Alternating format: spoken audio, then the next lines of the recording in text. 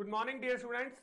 Last lecture में हम लोग ने स्टार्ट किया था रेजोनेंस के एप्लीकेशंस, जिसमें से मैंने आपको पहला एप्लीकेशन पढ़ाया था रेजोनेंस का हाइब्रिडाइजेशन पर इफेक्ट। दूसरा हमने पढ़ाया था पाई इलेक्ट्रॉनों की गणना करना। फिर थर्ड हमने पढ़ाया था एरोमेटिक, नॉन एरोमेटिक और एंटी एरोमेटिक यौगिकों को पहचानना। एरोमेटिक, नॉन और एंटी एरोमेटिक यौगिकों को पहचानने के लिए हकल ने कुछ नियम दिए थे। उन नियमों के अनुसार आपको यूज करके उन रूल्स को आपको एरोमेटिक और एंटी एरोमेटिक यौगिकों को पहचानना है। जो भी यौगिक हकल के किसी भी एक नियम का पालन नहीं करते हैं, कम से कम एक नियम का पालन नहीं करते हैं, या तो वो साइक्लिक ना हो, या प्लेनर ना हो, या कंप्लीट कॉन्जुगेशन ना हो, या 4n+2 पाई इलेक्ट्रॉन या 4n पाई इलेक्ट्रॉन रूल को फॉलो नहीं करते हो, तो तुरंत आप उन्हें क्या बोल दोगे? Non aromatic compound. क्या आप पहचान सकते हो? स्टार्ट करें। आज हम लोग बहुत सारे क्वेश्चंस की प्रैक्टिस करने वाले हैं पहचानने पर, कौन सा कंपाउंड एरोमेटिक है, कौन नॉन एरोमेटिक और कौन एंटी एरोमेटिक है। तो चलो स्टार्ट करते हैं। देखिए, तो चलिए क्वेश्चन स्टार्ट करते हैं सॉल्व करना। लिखिए क्वेश्चन बेटा, identify the nature of the compounds. आपको बताना है कंपाउंड आपका एरोमेटिक है या नॉन एरोमेटिक है या एंटी एरोमेटिक है। ये सारी बातें आप जानते हो, कैसे पहचानते हैं। अब हम एरोमेटिक को बोलेंगे ए से रिप्रेजेंट करेंगे, नॉन एरोमेटिक को Na से रिप्रेजेंट करेंगे, और एंटी एरोमेटिक को हम AA से रिप्रेजेंट करेंगे क्वेश्चन सॉल्व करने में। तो चलो स्टार्ट करें। देखिए क्वेश्चन नंबर 1, सबसे पहले मैं आपसे पूछूं, बताइए इसके बारे में, ये क्या है? जल्दी से। साइक्लिक सिस्टम में जब भी आपको sp3 हाइब्रिडाइज्ड एटम दिख जाए, क्या दिख जाए प्यारे बात बच्चों? sp3। तो sp3 का मतलब वहां कंप्लीट कॉन्जुगेशन कभी भी हो ही नहीं सकता। जब कंप्लीट कॉन्जुगेशन नहीं है तो आपको पाई इलेक्ट्रॉन यहां काउंट करने की जरूरत ही नहीं है। इसलिए आपका क्या हो गया? Non aromatic. साइक्लिक सिस्टम में आपको देखे sp3 हाइब्रिडाइज्ड एटम, तो आप तुरंत कह देना वो क्या है बेटा? नॉन एरोमेटिक है। नेक्स्ट अगर मैं बोलूं सेकंड क्वेश्चन, जल्दी से आप बताएंगे। ये आपके पास पॉजिटिव चार्ज है, प्लीज। साइक्लिक सिस्टम दिख रहा है जी सर। फिर सबके हाइब्रिडाइजेशन चेक कर लो, sp2 sp2 sp2, तीनों के हाइब्रिडाइजेशन sp2 है। बट सभी के हाइब्रिडाइजेशन अगर sp2 हो जाती है तो सेकंड और थर्ड रूल बेटा अपने आप पास हो जाएंगे। सेकंड थर्ड रूल पास हो गए तो आप पाई इलेक्ट्रॉन काउंट कर लो। पाई इलेक्ट्रॉन यहाँ कितने हैं चेक करो, 2 ही पाई इलेक्ट्रॉन है, और 2 पाई इलेक्ट्रॉन का मतलब कौन सा? 2+4 वाले फॉर्मूले में आ रहा है। इसका मतलब ये कंपाउंड क्या हो गया आपका? एरोमेटिक। पहचान सकते हो? करें स्टार्ट। चलिए बताते जाइए साथ साथ। थर्ड, अगर मैं आपसे पूछूं यहां पर आपके पास नेगेटिव चार्ज है, ये नेगेटिव चार्ज आपका रेजोनेंस कर रहा है, बिल्कुल कर रहा है, तो हाइब्रिडाइजेशन में पार्टिसिपेट नहीं करेगा। तो इस एटम की हाइब्रिडाइजेशन हो जाएगी आपकी sp2 sp2 sp2। साइक्लिक दिख रहा है सर? बिल्कुल दिख रहा है, सभी एटम्स की हाइब्रिडाइजेशन sp2 है। सेकंड एंड थर्ड रूल पास हो गया। पाई इलेक्ट्रॉन काउंट कर लो, एक तो हो गया p, और जो पाई बॉन्ड के इलेक्ट्रॉन है वो हो गया, और ये नेगेटिव चार्ज 2 इलेक्ट्रॉन, ये हो गए। टोटल इलेक्ट्रॉन कितने हो गए बेटा? 4 का मतलब 2+4 वाले फॉर्मूले में नहीं आ रहा तो एरोमेटिक नहीं है। 4 के मल्टीपल में आ रहा है तो इसका मतलब ये कैसा स्पीसीज हो गया? Anti aromatic. क्या आपको दिमाग में बैठ रहा है पॉइंट? नेक्स्ट नंबर 4 की बात करते हैं। आपके पास है 4 मेंबर की रिंग और यहां इस प्रकार से है, बताइए क्या होगा? अरे सर ये तो sp3 है, आगे तो देखने की जरूरत ही नहीं है। जब भी साइक्लिक सिस्टम में sp3 दिखे तुरंत आप क्या बोल दोगे? नॉन एरोमेटिक, क्योंकि यहां पर कंप्लीट कॉन्जुगेशन पॉसिबल नहीं है। क्या आपको बात समझ में आ रहा है? पक्का? चले नेक्स्ट क्वेश्चन पर, जल्दी से पॉज करिए और ये चारों क्वेश्चन लिखिए। नेक्स्ट देखिए क्वेश्चन नंबर 5, प्लीज पूरी क्लास बोर्ड पर। अगर मैं आपसे पूछूं कुछ इस प्रकार से है, ये पॉजिटिव चार्ज और ये पॉजिटिव चार्ज। पहले साइक्लिक सिस्टम, बिल्कुल सर, सबकी हाइब्रिडाइजेशन चेक कर लो, sp2 sp2 sp2 और sp2, सभी की हाइब्रिडाइजेशन sp2 है। तो सेकंड और थर्ड रूल क्या हो गया? पास हो गया। अब पाई इलेक्ट्रॉन काउंट कर लो। अगर आप पाई इलेक्ट्रॉन देखोगे तो बेटा कितना पाई इलेक्ट्रॉन है? यहाँ 2 पाई इलेक्ट्रॉन है, और 2 का मतलब कौन सा वाला फॉर्मूला? 2+4+4 वाला फॉर्मूला है। इसका मतलब आप तुरंत क्या बोल दोगे? ये एरोमेटिक है। आ रहा है मजा? कर सकते हो सॉल्व। नेक्स्ट अगर नंबर 6 बोलूं मैं आपको, यही बताइए। आपके पास कुछ इस प्रकार से नेगेटिव चार्ज और नेगेटिव चार्ज, मुझे बताओ ये नेगेटिव चार्ज रेजोनेंस कर रहा है क्या? बिल्कुल कर रहा है। ये भी रेजोनेंस कर रहा है, तो ये हाइब्रिडाइजेशन पार्टिसिपेट नहीं करेगा। तो बताइए इस कार्बन की हाइब्रिडाइजेशन क्या आएगी? sp2 भी आएगी, और इस कार्बन की भी हाइब्रिडाइजेशन आएगी sp2, और ये sp2 दोनों है ही। तो बताओ जब सभी एटम की हाइब्रिडाइजेशन भी sp2 है, साइक्लिक सिस्टम है ही, तो तीनों रूल पास हो चुके हैं। पाई इलेक्ट्रॉन काउंट कर लो। एक तो पाई इलेक्ट्रॉन आपके क्या हो गए? पाई बॉन्ड के इलेक्ट्रॉन हो गए, 2 और 2 ये 4 ये है। टोटल पाई इलेक्ट्रॉन 6 मतलब कौन सा फॉर्मूला? 2+4 मतलब 6। एरोमेटिक वाला फॉर्मूला, तो ये कंपाउंड क्या हो गया आपका, एरोमेटिक हो गया। क्या बैठ रहा है दिमाग में? बड़े आराम से आप फाइंड कर सकते हो, मजे से, मस्ती के साथ। Question next, question number 7, please बताना जल्दी से। सोचने की टाइम ही नहीं है, जल्दी से बोल दो। इस कार्बन की हाइब्रिडाइजेशन क्या है प्यारे बच्चों? sp3 है। जब sp3 हाइब्रिडाइजेशन होती है तो वो कभी भी कॉन्जुगेशन में नहीं आता साइक्लिक सिस्टम में, तो ये आपका नॉन एरोमेटिक है। मैंने क्रॉस गलती से लगा दिया, क्या है ये? नॉन एरोमेटिक कंपाउंड है। क्या आपको बात समझ में आया? नेक्स्ट क्वेश्चन नंबर 8, बताएं। आपके पास ऐसे रिंग दिया गया है, ये पाई बॉन्ड है और ये पॉजिटिव चार्ज है। जल्दी से hybridisation sp2 sp2 sp2 sp2 sp2। Cyclic और असाइक्लिक तो आंखों ही आंखों में दिख जाता है। सीधा दिमाग चलना चाहिए किस पर? हाइब्रिडाइजेशन पर। सबके हाइब्रिडाइजेशन sp2 है, पाई इलेक्ट्रॉन काउंट कर लो, पाई इलेक्ट्रॉन 4 है, मतलब 4 के मल्टीपल में है, इसलिए आप इसे क्या बोल दोगे? Anti aromatic. क्या बात समझ में आया? चलें जल्दी से पॉज करिए और क्वेश्चन लिखिए। नेक्स्ट फिर 9th क्वेश्चन पे चलते हैं। बना दिया? देखें नेक्स्ट क्वेश्चन नंबर 9। अगर मैं आपसे पूछूं, यहां पर आपके पास कुछ इस प्रकार से है, ये आ गया नेगेटिव चार्ज। अब मुझे बताइए फिर से, नेगेटिव चार्ज अगर रेजोनेंस में पार्टिसिपेट कर रहा है तो हाइब्रिडाइजेशन में पार्टिसिपेट नहीं करेगा, तो यहां हाइब्रिडाइजेशन आ जाएगी sp2। कैसे sp2 आई? सब पता है ना आपको। जब कभी कार्बन पर नेगेटिव, पॉजिटिव या फ्रीडिकल होता है तो उसके मैक्सिमम बॉन्ड कितने होते हैं? 3। तो एक बॉन्ड ये, एक बॉन्ड ये, तो इसके पास एक हाइड्रोजन और होगा, तो 3 सिग्मा है। ये तो पार्टिसिपेट नहीं करेगा क्योंकि रेजोनेंस में जा रहा है ना। तो यहां sp2, यहां भी sp2, यहां भी sp2 और यहां भी sp2। लो मजा आ गया, सेकंड और थर्ड रूल पास हो गया। अब चेक कर लो पाई इलेक्ट्रॉन्स। पाई इलेक्ट्रॉन्स या कितने बेटा? 6 है, और 6 पाई इलेक्ट्रॉन्स का मतलब होता है एरोमेटिक। तुरंत बोल दो ये एरोमेटिक कंपाउंड है। बड़े आराम से सॉल्व कर सकते हो आप, कोई भी लेवल का सवाल हो। नेक्स्ट देखिए, आपके पास है कुछ इस प्रकार से बेंजीन, या ऐसे ले लेते हैं, पहले स्ट्रक्चर है ना बेंजीन, इसके बाद ले लेंगे। बताइए दोनों कार्बन की इलेक्ट्रॉनिक हाइब्रिडाइजेशन क्या है? sp3 और sp3। सर sp3 दिखते ही मैं तुरंत कहूंगा साइक्लिक सिस्टम में क्या होता है? ये नॉन एरोमेटिक होता है। नेक्स्ट क्वेश्चन नंबर 11 मुझे बताएं तुरंत प्रभाव से। ये आपके पास रिंग है और ये तो फेमस है, तो आप तुरंत इसे क्या बोलोगे? ये तो एरोमेटिक है सर, कुछ कहने की जरूरत ही नहीं है। क्वेश्चन नंबर 12 देखें, आपके पास ये है 7 मेंबर रिंग। 7 मेंबर रिंग बनाना, ये 1 2 3 4 5 6 7 है ना। 7 मेंबर रिंग में ये आपके पास कुछ इस प्रकार से है। तो जल्दी से दिख गया सर मेरे को, तो ये तो sp3 हाइब्रिडाइज्ड है, और sp3 का मतलब ये कॉन्जुगेशन में कभी भी नहीं आ सकता। इसका मतलब ये क्या है? नॉन एरोमेटिक है। sp3 दिखते ही तुरंत बोलना नॉन प्लेनर होगा और नॉन एरोमेटिक होगा।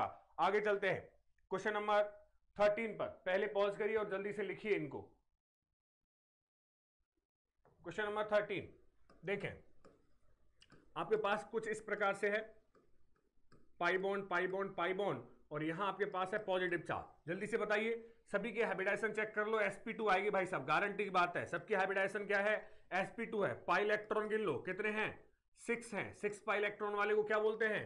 एरोमेटिक। और इस कंपाउंड का बड़ा फेमस नाम है, और इसका नाम है ट्रोपाइलियम कैटाइन। ट्रोपाइलियम कैटाइन इसे बोलेंगे। डन है? अगर मैं आपसे पूछूं इसके कितने रेजोनेटिक स्ट्रक्चर्स बनेंगे, अगर पुरानी बात याद हो तो जल्दी से बता दो, भूले नहीं हो तो। आपको पता है साइक्लिक सिस्टम में अगर कंप्लीट कॉन्जुगेशन हो और कम से कम एक पॉजिटिव, एक नेगेटिव, या एक फ्री रेडिकल या एक लोन पेयर पार्टिसिपेट कर रहा हो रेजोनेंस में, तो टोटल नंबर ऑफ रेजोनेटिक स्ट्रक्चर्स उसके कॉर्नर के बराबर होते हैं। तो यहां अगर आप रेजोनेटिक स्ट्रक्चर ड्रॉ करोगे तो टोटल कितने बनेंगे? 7 बनेंगे। ये मैंने आपको ड्रॉ करके दिखाया भी है और देखा भी है हम लोगों ने। ट्रोपाइलियम कैटाइन बोलेंगे इसको। डन है? तो ये भी क्या निकला आपका? Aromatic. Next question number 14 please देखना सब लोग। क्वेश्चन नंबर 14 में अगर देखूं, आपका बड़ा फेमस क्वेश्चन है, ध्यान में रखना है इसको। कुछ इस प्रकार से है। अब इसमें मैं पूछूं आपसे ये क्या है, तो जल्दी से सबकी हाइब्रिडाइजेशन क्या है? sp2। sp2 हाइब्रिडाइजेशन हो गई तो सभी आप क्या मानोगे? अब sp2 हाइब्रिडाइजेशन का मतलब तुरंत क्या बोल दोगे? सेकंड और थर्ड कंडीशन आपकी सेटिस्फाई हो गई। अब पाई इलेक्ट्रॉन काउंट कर लो। पाई इलेक्ट्रॉन यहां गिनोगे तो कितने पाई इलेक्ट्रॉन है? 8, और 8 पाई इलेक्ट्रॉन मतलब 4 का मल्टीपल। तुरंत आप बोल दोगे ये एंटी एरोमेटिक कंपाउंड है। बट ये आंसर गलत है, ये एंटी एरोमेटिक कंपाउंड नहीं होता। ध्यान में रखना है, रियल में ये जो रिंग मैंने बनाई है वो रियल में ऐसा स्ट्रक्चर नहीं होता। रियल में इसका स्ट्रक्चर जो होता है वो टब शेप होता है। नाम सुना है टब शेप? बिल्कुल आप लोग तो जानते होंगे, जिसमें आप घर पे खाना खाते हो, भूसा भूसा रख करके खाते हो, उसे हम क्या बोलने वाले हैं? टब बोलते हैं। तो इसकी जो रियल शेप है वो ऐसे नहीं होती है। वो कैसी होती है? टब शेप होती है। कैसे? टब शेप कुछ ऐसे दिखाने की कोशिश करता हूं, कुछ ऐसे होती है इसकी शेप। देखो आपको याद आ गया होगा तुरंत प्रभाव से कि सर ये तो अपना जाना पहचाना है, रोज का बर्तन है जिसमें हम खाना खाते हैं। तो ये इस तरह की शेप होती है। अगर आप इसमें देखोगे, ये तो इसका बेस है, आपके टब का बेस है, ये 4 कॉर्नर 1 2 3 4 ये बेस, और ये ऐसे लगे हुए हैं ऊपर। अब मुझे बताओ ये ऊपर वाले जो कार्बन है, देखो जैसे ये ऐसे लगा हुआ है, तो ये दोनों कार्बन है, ये दोनों कार्बन दिख रहा है ना आपको, ये दोनों कार्बन जो हैं, या मैं ऐसे बनाऊं, ये बेस हो गया चार कार्बन का 1 2 3 4, एक ऐसे लगा हुआ है और एक ऐसे लगा हुआ है, ठीक है, जिससे आपको खाना बाहर ना निकले। अब इसमें ऐसे रखा हुआ है। अब मैं पूछूं ये दोनों कार्बन और ये जो नीचे बेस में कार्बन है वो सब सेम प्लेन में क्या? बिल्कुल नहीं। ये चारों तो सेम प्लेन में है, बट ये ऊपर वाले दोनों सेम प्लेन में नहीं है, ये भी सेम प्लेन में नहीं है। इसका मतलब ये सेम प्लेन में है पाई बॉन्ड, बट ऊपर वाला पाई बॉन्ड ये सेम इसके साथ सेम प्लेन में नहीं है, ये ऊपर आ गया है, फिर ये पाई बॉन्ड नीचे आ गया है, फिर ये ऊपर आ गया। मतलब आपके सभी एटम इस रिंग में सेम प्लेन में नहीं होते। दिख रहा है ना आपको, सेम प्लेन में नहीं होते। इसे हम कहते हैं बेटा, इस स्ट्रक्चर को क्या बोलते हैं? Tub shape. और टब शेप होने की वजह से ये क्या होता है? Non planar. और नॉन प्लेनर होने की वजह से ये क्या होता है? Non aromatic. तो याद रखें आपके पास नॉन एरोमेटिक। क्या ध्यान में रखना है? वेरी वेरी इंपॉर्टेंट क्वेश्चन है। इसका नाम है साइक्लो ऑक्टा टेट्राइन। क्या नाम है? Cyclo octa टेट्राइन।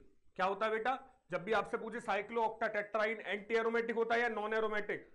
नॉन एरोमेटिक होता है। क्यों? क्योंकि एक कौन सी फॉर्म में चला जाता है, कौन सी फॉर्म में पाया जाता है?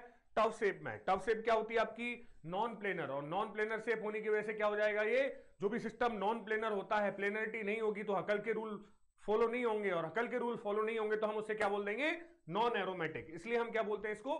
Non aromatic. ये दो बातें बड़े ध्यान से सुनना, वो हमारे नेक्स्ट सवाल के लिए थ्योरी जनरेट करेंगी। क्या पॉइंट है? Cyclooctatetraene. पहला point, cyclooctatetraene tub shape में पाया जाता है, इसलिए ये नॉन एरोमेटिक है। पहला स्टेटमेंट, क्योंकि टब शेप आपकी नॉन प्लेनर है इसलिए नॉन एरोमेटिक है। पहला स्टेटमेंट ऐसा है। दूसरा, साइक्लो ऑक्टा टेट्राइन एक बड़ी रिंग है जो नॉन प्लेनर हो सकती है। अगर ये प्लेनर रहती है तो ये बन जाएगी एंटी एरोमेटिक, जो हाईली अनस्टेबल होता है। इस हाईली अनस्टेबल एंटी एरोमेटिसिटी से बचने के लिए ये टब शेप में चला जाता है, जिसकी वजह से ये नॉन प्लेनर होता है और इसे बोलते हैं नॉन एरोमेटिक। तो इन दोनों में से दूसरा वाला स्टेटमेंट ज्यादा सही है या सही माना जाएगा। लाइन फिर से दोहराता हूं मैं, साइक्लो ऑक्टा टेट्राइन टब शेप में पाया जाता है जो नॉन प्लेनर है, नॉन एरोमेटिक होता है। ये इसका सही रीजन नहीं है। सही रीजन ये है, साइक्लो ऑक्टा टेट्राइन एक बड़ी रिंग है जो नॉन प्लेनर भी हो सकती है। एंटी एरोमेटिसिटी से बचने के लिए ये टब शेप में चली जाती है, जिसकी वजह से वो नॉन प्लेनर होती है और नॉन एरोमेटिक हो जाती है। आप खुद ही सोचिए ना यार, अगर ये आपका प्लेनर रहा तो हाईली अनस्टेबल फॉर्म में रहेगा, मतलब एंटी एरोमेटिक रहेगा, और ये एक नॉन प्लेनर फॉर्म में टब शेप में चला गया तो क्या होगा?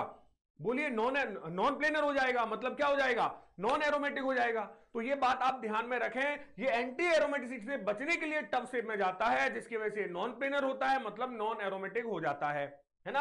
8 नंबर की रिंग के लिए ध्यान में रखना है। नेक्स्ट पॉइंट देखिए, इसी में क्वेश्चन नंबर 15 क्या कहता है? क्वेश्चन नंबर 15 में अगर आपके पास कुछ ऐसे दिया है, आप खुद सोचना, ये भी आपके पास एक 8 नंबर की रिंग है ऐसे। अगर आपसे पूछा जाए ये 8 नंबर की रिंग है तो उसी की तरह थ्योरी लगा दूं तो ये तो टब शेप है, और सर टब शेप है तो इसका मतलब ये आपके हिसाब से क्या आना चाहिए? Non aromatic. टब शेप तो नॉन प्लेनर होता है, तो ये नॉन एरोमेटिक आएगा, जो फिर से गलत हो गया। पॉइंट जो मैंने बताया था वो ध्यान में रखना है। अब पहले पाई इलेक्ट्रॉन काउंट करो, सबकी हाइब्रिडाइजेशन sp2 है, पाई इलेक्ट्रॉन काउंट करेंगे तो बेटा यहाँ 6 आएगा, और 6 पाई इलेक्ट्रॉन का मतलब होता है एरोमेटिक। अब जब एरोमेटिक है तो इसे नॉन प्लेनर टब शेप में जाने की जरूरत नहीं है। इसका मतलब ये इसी प्लेनर फॉर्म में रहेगा, और प्लेनर फॉर्म में रहेगा तो क्या कहलाएगा? एरोमेटिक कहलाएगा। याद रखना, ये चीज एरोमेटिक है ना कि नॉन एरोमेटिक। जबकि साइक्लो ऑक्टा टेट्राइन बिना चार्ज वाला वो टब शेप में पाया जाता है, क्योंकि अगर प्लेनर फॉर्म में रहा तो ये क्या रहेगा? एंटी एरोमेटिक रहेगा। ये बात आपको ध्यान में रखना है ना। नेक्स्ट, और देखिए, अगर चाहे तो जरूरी नहीं है कि आपको ये स्ट्रक्चर बना के दे दे, इस केस में आपको इसका मॉलिक्यूलर फॉर्मूला भी लिख के दे सकता है। टोटल कार्बन तो 8 है और हर एक कार्बन पर एक एक हाइड्रोजन है, चेक कर लो तो 8 ही हाइड्रोजन हो गए, और 2 पॉजिटिव चार्ज हैं, तो दोनों पर लिख देता हूं 2 positive charge, complete 2 positive charge हैं। तो अगर आपको ये स्ट्रक्चर दिया जाए तब भी एरोमेटिक, अगर आपको मॉलिक्यूलर फॉर्मूला लिख के दिया जाए इस तरीके का तो भी आप इसमें क्या बोल देना, ये इसका स्ट्रक्चर है और ये स्ट्रक्चर क्या होता है, एरोमेटिक होता है। नेक्स्ट एक और देख लो, क्वेश्चन नंबर 16, सोच के बताना। आपके पास फिर से मैं 8 मेंबर की रिंग ले रहा हूं, कुछ इस प्रकार से है, pi bond pi bond pi bond, यहां नेगेटिव चार्ज और ये भी नेगेटिव चार्ज। आपको पता है यहां नेगेटिव चार्ज रेजोनेंस कर रहा है तो हाइब्रिडाइजेशन में पार्टिसिपेट नहीं करेगा, ये भी रेजोनेंस कर रहा है तो हाइब्रिडाइजेशन में पार्टिसिपेट नहीं करेगा, तो दोनों जगह एटम की हाइब्रिडाइजेशन क्या हो जाएगी बेटा, sp2, और यहां भी हो जाएगी sp2। बाकी सब जगह sp2 हाइब्रिडाइजेशन है ही। अगर मैं आपसे पूछूं नंबर ऑफ पाई इलेक्ट्रॉन्स कितने, जल्दी से बोल दो, 2 4 6 8 10, 10 पाई इलेक्ट्रॉन, 10 का मतलब कितना हो गया, 2 + 4, 6 + 4 10, मतलब 2 + 4 वाले फॉर्मूले में आ रहा है, इसका मतलब ये स्पीशीज आपका क्या हो गया, एरोमेटिक। अगर आपने साइक्लोऑक्टाटेट्राइन वाली थियरी याद रख ली कि ये टब से में पाया जाता है 8 मेंबर की रिंग में, तो आपका आंसर गलत हो जाएगा। ध्यान रखें, साइक्लोऑक्टाटेट्राइन ही टब शेप में रहता है क्योंकि वह एंटी एरोमेटिसिटी से बचने के लिए नॉन प्लेनर फॉर्म में चला जाता है, जबकि ये एरोमेटिक है तो इन्हें नॉन प्लेनर फॉर्म में जाने की जरूरत नहीं है, प्लेनर फॉर्म में रहते हैं और मस्त एरोमेटिक रहते हैं, ये बात आप ध्यान में रखें। नेक्स्ट क्वेश्चन पर चलता हूं बेटा, समझ। नेक्स्ट क्वेश्चन देखते हैं 17। ये क्वेश्चन भी एक शानदार क्वेश्चन है। देखिए आपके पास स्ट्रक्चर इस प्रकार से है, pi bond single bond pi bond single bond pi bond single bond pi bond single bond pi bond, ये इस तरीके से स्ट्रक्चर है।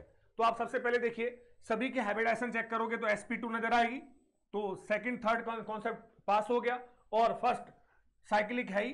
पाई इलेक्ट्रॉन काउंट करोगे तो यहाँ पाई इलेक्ट्रॉन क्या आएंगे बेटा, 2 4 6 8 10, 10 पाई इलेक्ट्रॉन है, 10 पाई इलेक्ट्रॉन मतलब 2 + 4 + 4 वाले फॉर्मूले में आ रहा है, इसका मतलब आप बोल दोगे एरोमेटिक, और ये भी आंसर आपका गलत है। अब कैसे है पूरा डिटेल में समझ लेना ध्यान से और साथ देना। आपको पता है कि जब भी किसी कार्बन एटम की हाइब्रिडाइजेशन sp2 होती है किसी एटम की, तो उसकी ज्योमेट्री होती है ट्राइगोनल प्लेनर। ट्राइगोनल प्लेनर का मतलब 2 बॉन्ड ऐसे, तीसरा बॉन्ड सामने, 120 के एंगल पर होते हैं, 120 डिग्री के एंगल पर होते हैं जब कभी भी एटम की हाइब्रिडाइजेशन क्या हो, sp2 हो। मतलब 2 बॉन्ड ऐसे तो तीसरा बॉन्ड सामने, 2 बॉन्ड ऐसे तो तीसरा बॉन्ड सामने, ऐसे होता है। तो मैं आपसे पूछूं इन सभी जगह पर हाइब्रिडाइजेशन sp2 है, तो यहां एक एक हाइड्रोजन और होगा क्योंकि टोटल नंबर ऑफ बॉन्ड्स 4 होने चाहिए, तो ये एक हाइड्रोजन होगा, वो कहां होगा आपको बताना साथ में। जल्दी से देखिए, ये बॉन्ड ऐसे, ये बॉन्ड ऐसे, तो हाइड्रोजन कहां आएगा, बाहर की ओर। देखो ऐसे तो बनेगा बाहर की ओर। नेक्स्ट ये ऐसे तो H कहां आएगा, बाहर की ओर। ये ऐसे और ये ऐसे, H कहां आएगा, बाहर की ओर। बताते जाना, ये ऐसे और ये ऐसे, तो यहां H कहां आएगा, अंदर की ओर। ये H बाहर की ओर, ये ऐसे तो H बाहर की ओर, ये ऐसे तो H बाहर की ओर, ये ऐसे तो H बाहर की ओर, ये ऐसे तो H अंदर की ओर। दिख रहा है क्या, ये H ऐसे तो H बाहर की ओर। तो देखो सभी 10 हाइड्रोजन में से 8 हाइड्रोजन तो बाहर है, 2 हाइड्रोजन ही अंदर है। कितने हाइड्रोजन अंदर है, 2, और 2 में ध्यान से देख लो झगड़ा हो रहा है, मतलब जितनी इनको जगह रहने के लिए चाहिए उतनी जगह इनको नहीं मिल पा रही है। देखो इस एटम की जो बाउंड्री है वो दूसरे एटम की बाउंड्री में जा रही है, बोलो हाँ है ना। तो इसका मतलब ये यहां पर भीड़ है, और भीड़ को हम क्या बोलते थे आपको याद हो, जैसे हम बोलते थे स्टेरिक हिंड्रेंस, याद है ना, क्या बोलते थे, स्टेरिक हिंड्रेंस। तो यहां स्टेरिक हिंड्रेंस है, भीड़ है। अब स्टेरिक हिंड्रेंस से बचने के लिए क्या करने चाहता है मॉलिक्यूल, वो मैं आपको सिखाना चाहता हूं। प्लीज मुझे एक बात बताइए, एक क्लास में टोटल 100 स्टूडेंट बैठे हुए हैं, 100 स्टूडेंट बैठने की जगह है, और अगर मैं आप 1000 स्टूडेंट बिठा दो तो वहां क्या होगा, स्टेरिक हिंड्रेंस भीड़ भाड़ हो जाएगी, टेढ़े मेढ़े एक के ऊपर एक ऐसे बैठे हुए होंगे। अरे बोल दो ना, अगर आपको उस 1000 स्टूडेंट्स को अगर क्योंकि सीट तो कितनी है क्लास में बैठने के लिए 100, तो अगर मैं इसको 10 माले की बिल्डिंग बना दूं तो क्या होगा, हर एक जो फ्लोर पर कितने स्टूडेंट हो गए, 100, तो बड़े आराम से वो रह सकते हैं। बट दिक्कत क्या हो जाएगी, अब सारे स्टूडेंट सेम प्लेन में नहीं रह पाएंगे। तो अगर वो सेम प्लेन में रहते हैं तो हो रही है भीड़, और सेम प्लेन से बचने के लिए अगर वो अलग अलग फ्लोर पर चले जाते हैं तो वहां क्या हो जाएगा, वो नॉन प्लेनर हो रहे हैं क्योंकि सेम प्लेन में नहीं आएंगे, एक नीचे वाले फ्लोर पर तो दूसरा ऊपर वाले फ्लोर पर चला जाएगा। क्या आपको बात समझ में आ रहा है। तो पॉइंट ऐसे है, अगर ये दोनों हाइड्रोजन सेम प्लेन में रहते हैं ऐसे, तो इनके बीच में आ रहा है स्टेरिक हिंड्रेंस, और जहां कहीं हिंड्रेंस हो, भीड़ भाड़ हो, वहां हमेशा स्टेबिलिटी कम होती है, तो जिसकी वजह से ये सिस्टम हो रहा है हाईली अनस्टेबल। अगर इस भीड़ भाड़ से बचने के लिए ये वाला एटम ऊपर चला जाता है इस हाइड्रोजन के लेके, तो इसका मतलब ये भीड़ भाड़ तो कम हो गई, बट दिक्कत क्या होगी, अब ये प्लेनर नहीं रहे।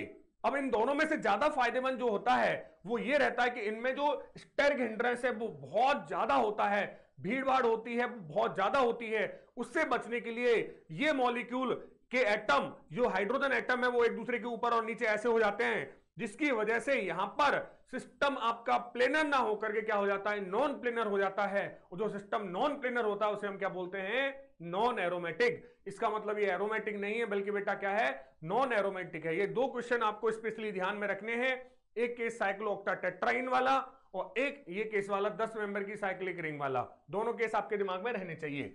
अब मैं लिखूं तो इसे कैसे लिखूंगा बेटा, ये दोनों के दोनों जो हाइड्रोजन है वो इंटरनल हाइड्रोजन है। कौन से बेटा, इंटरनल हाइड्रोजन। तो ऐसे लिख सकते हैं, steric hindrance due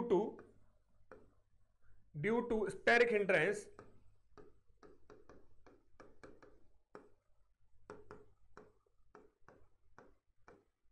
between internal hydrogens की वजह से ये सिस्टम कैसा हो जाएगा, नॉन प्लेनर। और जो सिस्टम नॉन प्लेनर होता है उसे हम क्या बोलते हैं बेटा, नॉन एरोमेटिक। तो ये आपका सिस्टम कैसा निकला, नॉन एरोमेटिक। जो इंटरनल हाइड्रोजन है उनके बीच में क्या है बेटा, स्टेरिक हिंड्रेंस है, जिसकी वजह से सिस्टम कैसा आपका, नॉन प्लेनर है। और नॉन प्लेनर है तो नॉन एरोमेटिक है। ये दोनों क्वेश्चंस में आपको बातें ध्यान में रखनी है। प्लीज पॉज करिए, बड़े मजे से क्वेश्चन को ड्रॉ कर लीजिए। बनाया, नेक्स्ट चलें, क्वेश्चन नंबर 18। देखिए क्वेश्चन नंबर 18 क्या कहता है, जरूरी नहीं है साइक्लिक सिस्टम में सभी एटम कार्बन के हों, कोई भी एटम हो सकता है। आपको तो केवल रिंग ढूंढना है, प्लेनर ढूंढना है, कंप्लीट कॉन्जुगेशन ढूंढना है और पाई इलेक्ट्रॉन ढूंढना है। कहीं भी यहां पर एटम का जिक्र नहीं है। जैसे मैं आपसे पूछूं, आपके पास कुछ इस प्रकार से पायरिडीन है, आपको पता है इसका नाम, अगर मैं इसके बारे में पूछूं, एक सेकेंड, अगर मैं इसका ये पूछूं ये एरोमेटिक है या नहीं है, तो आपको पता है ये लोन पेयर डबल बॉन्ड से जुड़े हुए एटम पर है, तो ये लोन पेयर कभी भी रेजोनेंस में पार्टिसिपेट नहीं करेगा। तो इसका मतलब अब आपके पास नंबर ऑफ, पहले तो हाइब्रिडाइजेशन चेक कर लो, सबकी हाइब्रिडाइजेशन sp2 है, तो सेकंड और थर्ड रूल पास हो गया। पाई इलेक्ट्रॉन काउंट कर लो, तो ये तो पाई इलेक्ट्रॉन है नहीं, जब रेजोनेंस में पार्टिसिपेट नहीं करेगा तो पाई इलेक्ट्रॉन भी नहीं होगा। पाई इलेक्ट्रॉन यहाँ कितने हैं, 6 हैं, 6 पाई इलेक्ट्रॉन का मतलब 2+4 वाला फॉर्मूला। इसका मतलब प्यारे बच्चों क्या निकला, ये एरोमेटिक। डन है। क्वेश्चन नंबर 19 देखिए मजे से, अगर मैं आपसे पूछूं, इसका नाम आपको याद होगा, पायरोल। पायरोल में चेक करेंगे, ये लोन पे मजे से रेजोनेंस में जाता है, जब रेजोनेंस में जाएगा तो हाइब्रिडाइजेशन में पार्टिसिपेट नहीं करेगा, sp2 और पाई इलेक्ट्रॉन कहलाएगा। क्या है अब, ये आपका पाई इलेक्ट्रॉन है। टोटल पाई इलेक्ट्रॉन अगर आप गिनोगे तो यहाँ प्यारे बच्चों पाई इलेक्ट्रॉन आएंगे, आपके नंबर ऑफ पाई इलेक्ट्रॉन्स इस रिंग में 6, और 6 का मतलब 2+4 वाला फॉर्मूला। इसका मतलब ये भी क्या हो गया आपका, एरोमेटिक हो गया।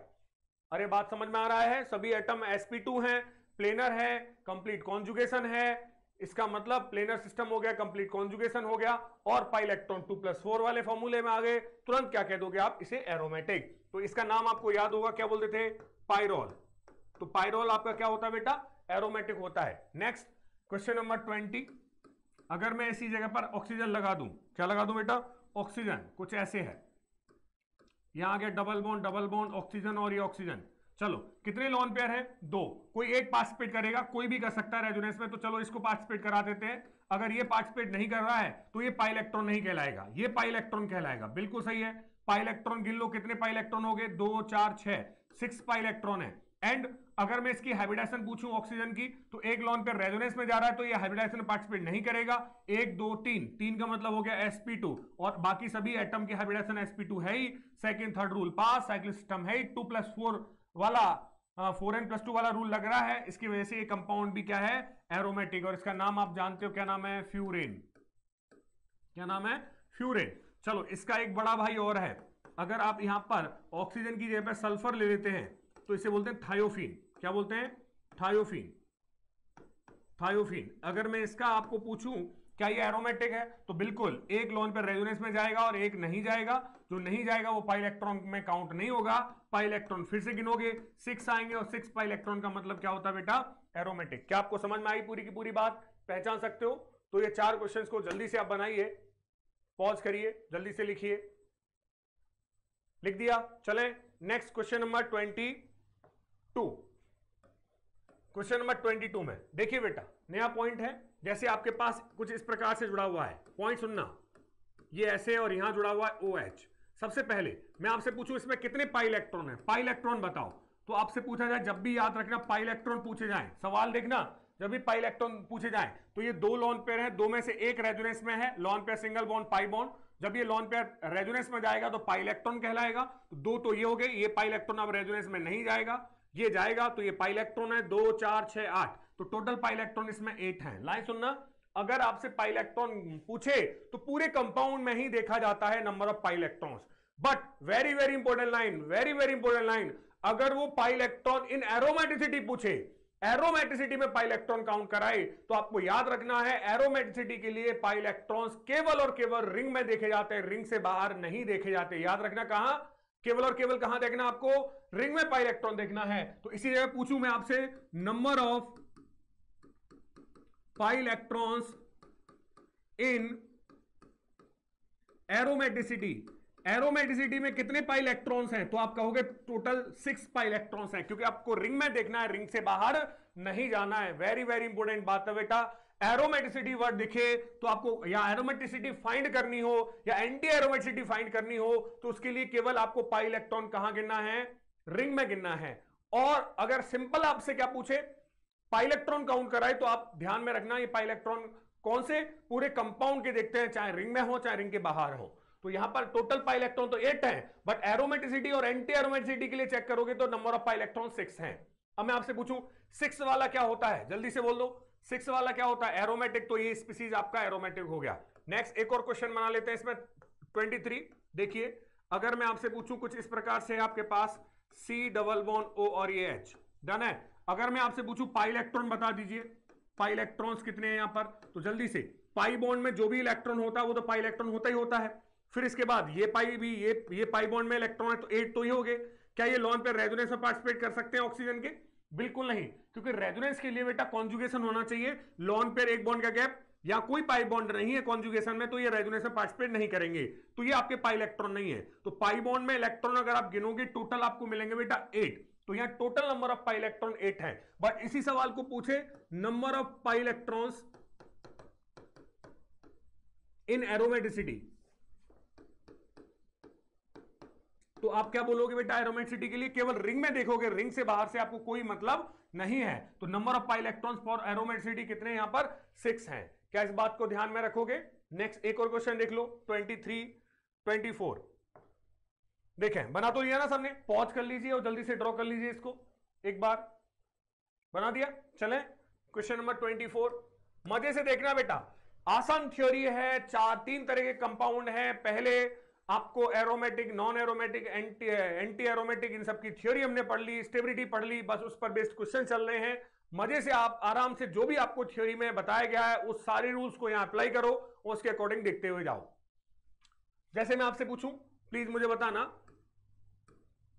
कुछ इस प्रकार से कंपाउंड है CH2 डॉट, क्या ये फ्री रेडिकल रेजोनेंस में है, free radical single bond pi bond conjugation में है, तो ये आपका क्या कहलाएगा बेटा, पाई इलेक्ट्रॉन कहलाएगा। ऐसे भी देख सकते हो। दूसरी बात मैं आपको यह भी बता चुका हूं, याद हो तो, इंटरमीडिएट्स में से कार्बोकेटाइन और फ्री रेडिकल आपके होते हैं p ऑर्बिटल में, और जो भी p ऑर्बिटल में होता है उसे हम क्या बोलते हैं, पाई इलेक्ट्रॉन। तो इसका मतलब ये आपका पाई इलेक्ट्रॉन है, दोनों तरीके से कैसे भी देख लो, पाई इलेक्ट्रॉन है, और यहां तो पाई इलेक्ट्रॉन है ही।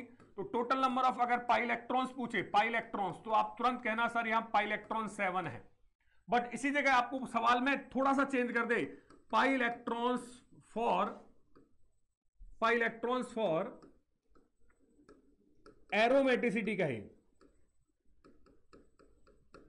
तो उस केस में आपको केवल और केवल रिंग के इलेक्ट्रॉन गिनने हैं, और रिंग में कितने बेटा 6 हैं। रिंग से बाहर से मुझे कोई मतलब नहीं है। और 6 वाला क्या होता है, आपका एरोमेटिक होता है। क्या आपको बात समझ में आया, अरे बोल दो। चलो नेक्स्ट क्वेश्चन नंबर 25, ध्यान सुनना, आपके पास एक ये रिंग है और ये एक ऐसे रिंग है। आपसे पूछा गया है कि ये एरोमेटिक है या क्या है, तो ध्यान सुने, मैं कुछ रूल्स पढ़ा देता हूं, याद रखें। एरोमेटिक प्लस एरोमेटिक, एक रिंग एरोमेटिक है, दूसरी रिंग भी एरोमेटिक है, तो एरोमेटिक प्लस एरोमेटिक रिंग हमेशा ओवरऑल एरोमेटिक मानी जाती है।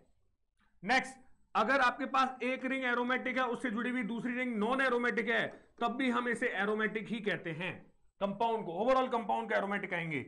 अगर एक रिंग एरोमेटिक है, दूसरी रिंग एंटी एरोमेटिक है, तो टोटल इस कंपाउंड को हम एंटी एरोमेटिक कहेंगे। ये रूल आपको ध्यान में रखने हैं। फिर से बोलता हूं, अगर 2 रिंग 3 रिंग आपस में जुड़ी हुई है, अगर एक रिंग उसमें से एरोमेटिक है, दूसरी भी आपस में वो भी एरोमेटिक है, तो ओवरऑल कंपाउंड को आप क्या कहोगे? एरोमेटिक। एरोमेटिक है एक, दूसरी वाली नॉन एरोमेटिक है, तो ओवरऑल कंपाउंड को क्या कहोगे? एरोमेटिक। एक रिंग एरोमेटिक है, दूसरी एंटी एरोमेटिक है, तो ओवरऑल उसे क्या कहोगे? Anti aromatic. तो चलो बताओ, ये रिंग क्या होगी आपकी? Aromatic sir. ये रिंग क्या होगी आपकी? Non aromatic sir. दोनों का रिजल्टेंट क्या आया? Aromatic sir. पूरा कंपाउंड क्या है? एरोमेटिक। क्या आपको बात समझ में आया? आईआईटी एडवांस ने क्वेश्चन पूछ रखा है। सेट है कहानी? चले नेक्स्ट। ये लिख दो सारी की सारी बातें, फिर नेक्स्ट क्वेश्चन पर चलते हैं। लिखा सबने? देखिए नेक्स्ट क्वेश्चन नंबर 26। अगर मैं आपसे पूछूं कुछ इस प्रकार से क्वेश्चन है, बताइए। ये तो आपका क्या हो गया? एरोमेटिक। ये क्या हो गया आपका? Non aromatic. तो ओवरऑल क्या बोलो कंपाउंड को? एरोमेटिक कहूंगा सर। क्वेश्चन नंबर 27 बेटा, अगर मैं आपसे पूछूं ये आपके पास क्या है? एरोमेटिक, मतलब बेंजीनिंग, और ये भी क्या है आपकी? बेंजीनिंग एरोमेटिक। दोनों ही एरोमेटिक है, तो कंप्लीट कंपाउंड को भी क्या कहा जाएगा बेटा? एरोमेटिक ही कहा जाएगा। नेक्स्ट क्वेश्चन नंबर 28, जल्दी से बताना। अगर आपके पास एक रिंग ये है और एक रिंग ये है, ये वाली रिंग बता दीजिए क्या है? एरोमेटिक। और ये वाली रिंग क्या है आपकी? Anti aromatic. दोनों को ऐड कर दो, aromatic plus anti aromatic. Anti aromatic माना जाता है, तो ये ओवरऑल क्या माना जाएगा आपका? एंटी एरोमेटिक कहा जाएगा। बोलिए, ये रूल आपको ध्यान में रखना है। Aromatic plus aromatic equal to aromatic, aromatic plus non aromatic equal to aromatic, aromatic plus anti aromatic equal to anti aromatic. Done है कहानी? नेक्स्ट बहुत सारे क्वेश्चंस और करने हैं अभी हमें। देखिए जल्दी से ड्रॉ करिए इनको, फिर आगे चलते हैं। बनाया सबने? देखिए question number 29। Question number 29, point सुनना। आपके पास कुछ स्ट्रक्चर इस प्रकार से, ये ऑक्सीजन, ये डबल बॉन्ड O, और यहाँ पाई बॉन्ड, ये पाई बॉन्ड। ये ऑक्सीजन देखिए आप ध्यान से, ये ऑक्सीजन आप ध्यान से देखिए, lone pair single bond pi bond. तो चाहे आप इसको ले लो चाहे इसको ले लो, दोनों में से एक रेजोनेंस में, चलो इसको ले लेते हैं, तो ये रेजोनेंस में पार्टिसिपेट नहीं करेगा। मैंने कहा है कितने भी लॉन पेयर क्यों ना हो, केवल डोनेट एक ही होता है प्यारे बच्चों। जब ये डोनेट नहीं होगा तो ये होगा, लॉन पेयर बनाएगा पाई बॉन्ड और पाई बॉन्ड बनाएगा नेगेटिव चार्ज, जिसकी वजह से रेजोनेंस होगा, और रेजोनेंस की वजह से स्ट्रक्चर ड्रॉ होगा बेटा O माइनस, ये पॉजिटिव चार्ज पाई बॉन्ड और पाई बॉन्ड। कुछ ऐसे आ गया। अब आप इस रिंग को देखो ध्यान से, ये रिंग दिख रही होगी आपको, पाई सिंगल पाई सिंगल पाई, सबकी हाइब्रिडेशन sp2 है। पाई इलेक्ट्रॉन काउंट करोगे, टोटल पाई इलेक्ट्रॉन आपके गिने जाएंगे कितने? 6। और जब 6 पाई इलेक्ट्रॉन है तो ये स्पीसीज क्या कहलाएगा आपका? एरोमेटिक। तो पॉइंट सुनना, मैं क्या कहना चाहता हूं, जब भी लाइन है, आप भी लिख लेना अपने वर्ड्स में, जब भी किसी कंपाउंड का कोई भी रेजोनेटिंग स्ट्रक्चर एरोमेटिक बन रहा हो तो उस पूरे कंपाउंड को ही एरोमेटिक कहा जाता है। जब भी किसी कंपाउंड का कोई भी रेजोनेटिंग स्ट्रक्चर एरोमेटिक बन रहा हो तो उस पूरे कंपाउंड को ही एरोमेटिक कहा जाता है। तो इस तरीके के कभी भी क्वेश्चन दिए जाए तो रेजोनेंस करा के देख लो, कहीं वह एरोमेटिक तो नहीं बन रहे। तो ओवरऑल कंपाउंड को आप क्या बोलोगे? फिर एरोमेटिक ही बोलोगे। क्या आपको बात समझ में आया है? चले नेक्स्ट क्वेश्चन नंबर, ये लाइन जो मैंने बोला है वो अपने वर्ड्स में लिख देना बेटा। क्वेश्चन नंबर 30 देखिए बोर्ड पर, शानदार क्वेश्चन है, कुछ इस प्रकार से है ये और कुछ इस प्रकार से लिखा हुआ है ये। पहले तो मैं इसको दोबारा से ड्रॉ करता हूं एक बार, ऐसे है। तो देखो ये पाई और ये पाई आपस में कॉन्जुगेशन है, पाई बॉन्ड बनाएगा। ये कुछ इस प्रकार से कोने वाला पाई बॉन्ड तोड़ो, पीछे से पाई बॉन्ड का बैकअप लाओ, तो इसकी वजह से इसका रेजोनेटिंग स्ट्रक्चर बन गया बेटा O माइनस, और यहां आ गया आपका पाई बॉन्ड और यहां आ गया आपका पॉजिटिव चार्ज। इसके ये रेजोनेटिंग स्ट्रक्चर में आप देखोगे तो सबकी हाइब्रिडेशन sp2 है और पाई इलेक्ट्रॉन प्यारे बच्चों यहां पर 2 हैं, और 2 का मतलब 2 + 4 वाला फॉर्मूला, इसका मतलब ये रेजोनेटिंग स्ट्रक्चर एरोमेटिक है। तो इस पूरे कंपाउंड को हम क्या बोलेंगे? एरोमेटिक कहेंगे। अब बात सुनिए मेरी ध्यान से, इसकी भी एक अप्रोच बना लेते हैं, कैसे, जिससे जल्दी से हमारे दिमाग में सेट हो कहानी कि अब आपसे पहले पूछा जाए ये मॉलिक्यूल इस फॉर्म में ज्यादा रहेगा या इस फॉर्म में रहेगा, क्योंकि एरोमेटिक है, ज्यादा स्टेबल है, तो इस फॉर्म में ज्यादा रहना चाहेगा। तो इसका मतलब ये बॉन्ड कभी भी, ये बॉन्ड हमेशा कंप्लीटली ब्रोकन फॉर्म में, टूटी हुई फॉर्म में पाया जाएगा। हमेशा ये बॉन्ड जो पाई बॉन्ड है वो हमेशा टूटी हुई फॉर्म में पाया जाएगा, इस फॉर्म में पाया जाएगा। तो आपसे पूछा जाए ये कंपाउंड पोलर है या नॉन पोलर है, तो तुरंत कहना आप पोलर है, क्योंकि पोलर फॉर्म में ये कंपाउंड क्या बनना आपका? एरोमेटिक बन रहा है। ये बात आपको ध्यान में रखनी है, क्या बनना है ये? एरोमेटिक। इस फॉर्म में ये रहेगा, मतलब ये वाला पाई बॉन्ड आपका हमेशा टूटा हुआ नजर आएगा। ये फॉर्म में कंपाउंड रहने वाला है, इस फॉर्म में कंपाउंड नहीं रहने वाला है। अब अप्रोच कैसे ध्यान में रखना है, जब भी आपके एक रिंग पर सी डबल बॉन्ड और यूनिट जुड़ी हुई हो तो आप डायरेक्ट उस पाई बॉन्ड को ब्रेक कर लो। अगर पाई बॉन्ड को ब्रेक करने के बाद अगर आपका सिस्टम एरोमेटिक बन जाता है तो वो पाई बॉन्ड हमेशा टूटी हुई फॉर्म में रहेगा, गारंटी की बात है। और अगर पाई बॉन्ड को ओपन करने के बाद वह एरोमेटिक फॉर्म नहीं बनाता है तो वो कंपाउंड आपकी टूटी हुई फॉर्म में, वो पाई बॉन्ड नहीं रहेगा, वो बिना ओपन वाली फॉर्म में रहेगा। तो जैसे ये तो आपके समझ में आ गया है सवाल, अपनी थ्योरी से अपनी तरीका और लगाते हैं एक बार, तो प्लीज जल्दी से आप इसको नोट कर लीजिए, फिर मैं नेक्स्ट बात बताता हूं आपको। लिख दिया सबने? चले नेक्स्ट देखिए, अगर मैं इस जगह पर ऐसे दोबारा से ले रहा हूं, फिर से अप्रोच बना रहे हैं हम लोग। जब भी आपको साइक्लिक रिंग में डबल बॉन्ड कनेक्टेड दिखे तो आप इस पाई बॉन्ड को ऐसे ब्रेक कर लो। जैसे ही आप ब्रेक करोगे तो आपको फॉर्म क्या मिलेगी, कुछ इस प्रकार से मिल जाएगी, O माइनस पॉजिटिव। और ये तुरंत चेक कर लो क्या ये एरोमेटिक है, बिल्कुल एरोमेटिक है। इसका मतलब ये इस प्रकार से बॉन्ड ब्रेक होगा, ये वाला बिल्कुल ब्रेक होगा, है ना। जब बॉन्ड ब्रेक होगा तो ये इस फॉर्म में पाया जाएगा, और ये फॉर्म कौन सी है, एरोमेटिक फॉर्म है, मतलब पोलर फॉर्म में पाया जाएगा। ये बात आपको ध्यान में रखना है। रिंग से सी डबल बॉन्ड कनेक्टेड हो तो पाई बॉन्ड को ब्रेक कर लेना है। नेक्स्ट अगर मैं क्वेश्चन नंबर देखूं कौन सा बेटा, 31, ये जल्दी से ड्रॉ कर दीजिए, फिर 31 पर चलते हैं। देखिए अगर आपके पास यही ऐसे दिया गया है, जल्दी से बोलो, ये बॉन्ड ऐसे दिया गया है, अरे ये तो सी डबल बॉन्ड यूनिट है, जल्दी से पाई बॉन्ड ब्रेक करके बनाओ स्ट्रक्चर इसका। जब स्ट्रक्चर बनाएंगे तो क्या बनेगा, डायरेक्ट बना रहा हूं मैं, तो आपको मिलेगा ये O माइनस, यहां मिलेगा पॉजिटिव, और ये इस प्रकार से। अब मुझे बताओ सिस्टम कैसा है, सर एरोमेटिक है। जब ये सिस्टम एरोमेटिक है तो ये पाई बॉन्ड हमेशा टूटा हुआ नजर आएगा, और इस पूरे कंपाउंड को हम क्या बोलेंगे, एरोमेटिक बोलेंगे। अरे बोल दो ना, डन कहानी। नेक्स्ट अगर मैं बोलूं क्वेश्चन नंबर 32, ऐसे दिया गया आपके पास क्वेश्चन कुछ इस प्रकार से है, pi bond double bond O, double bond O, इस बॉन्ड को ब्रेक कर लो, इस बॉन्ड को ब्रेक कर लो, क्या स्ट्रक्चर बना, कुछ इस प्रकार से बना, pi bond O minus positive, O minus positive. चलो ये रिंग चेक कर लो, रिंग में देखेंगे सभी की हाइब्रिडेशन sp2 है, बिल्कुल सही।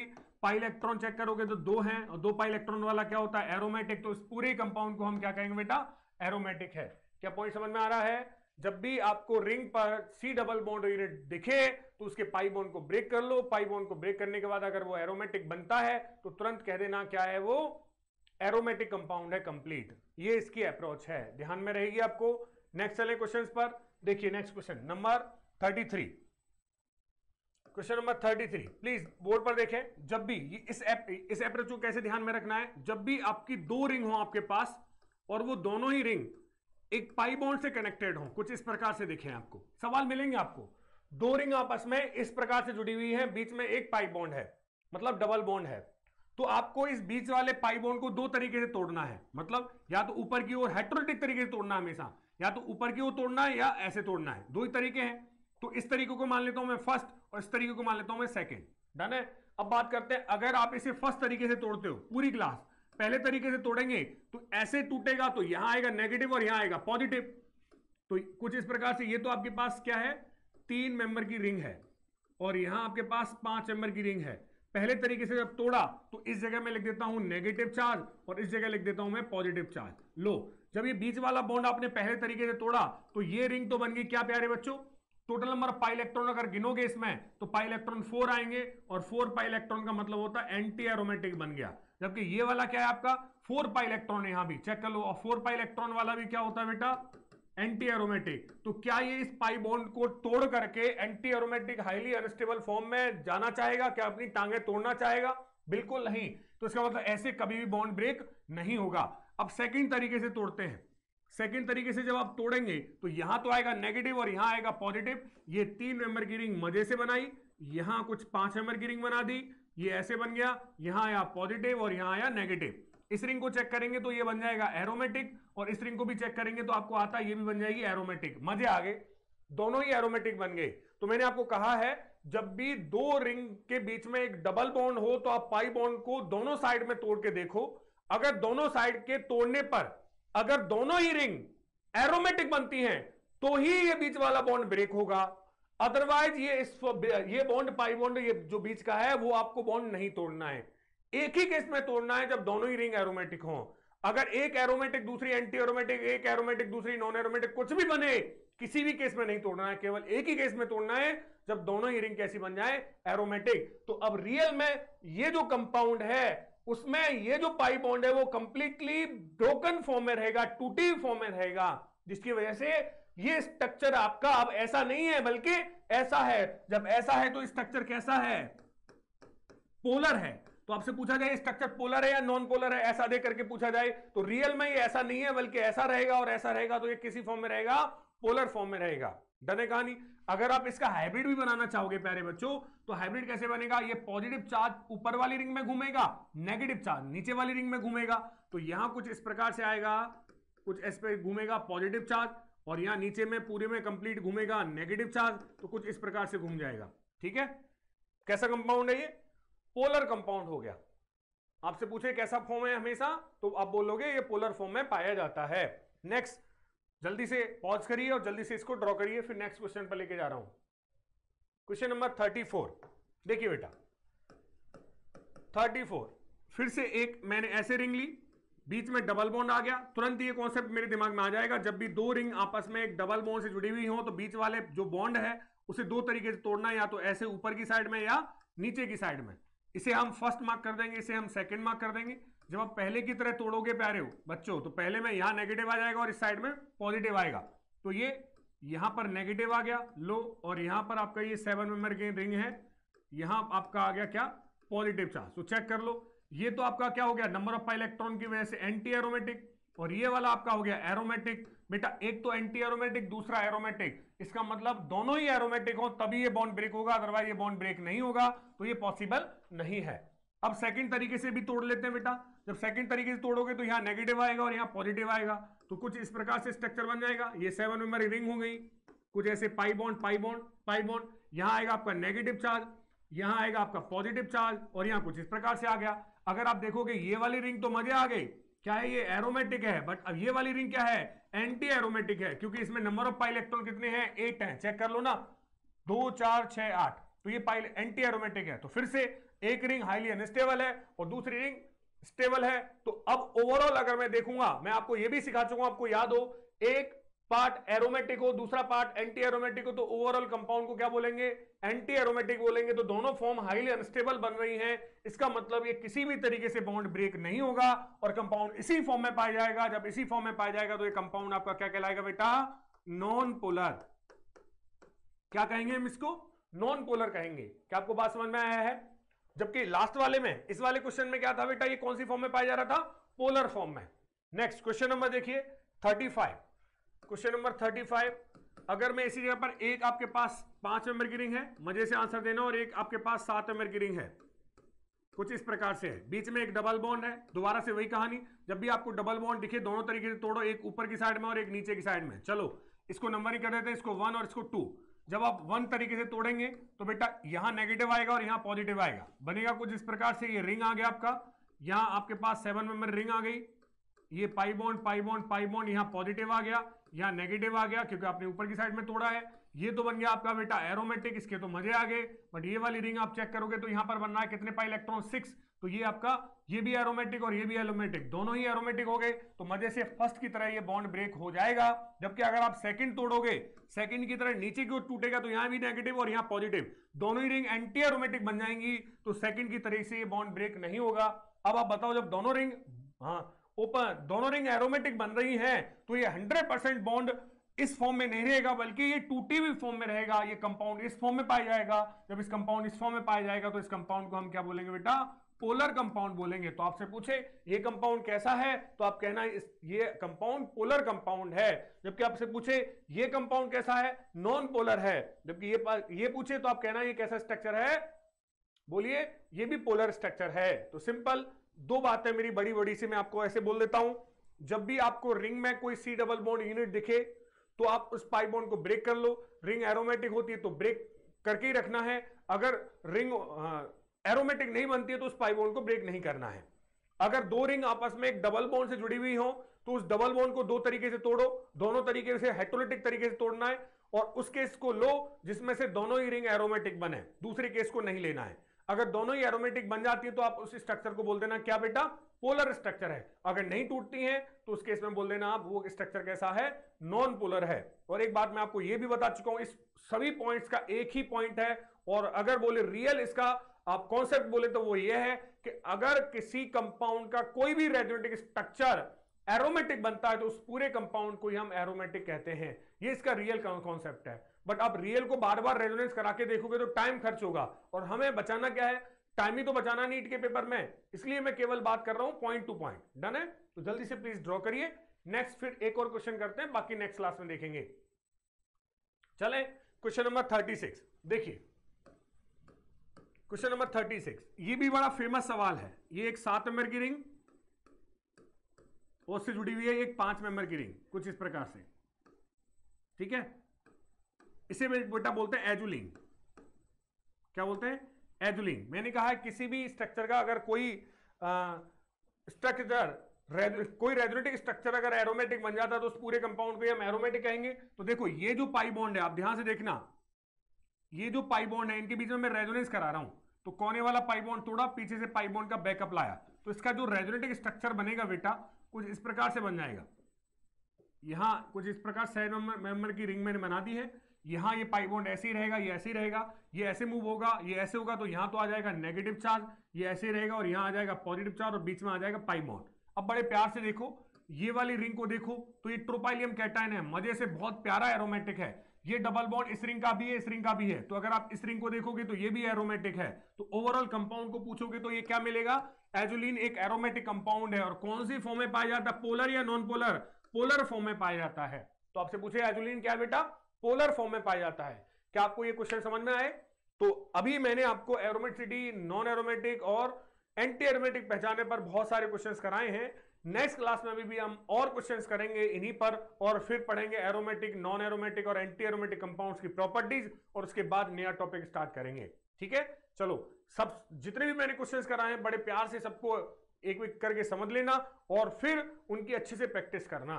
फिर आपको सीट में, बुक्स में जहां कहीं सवाल मिले बड़े आराम से आप सॉल्व कर सकते हो। नेक्स्ट क्लास में कुछ और क्वेश्चंस करेंगे। Thank you very much, God bless you.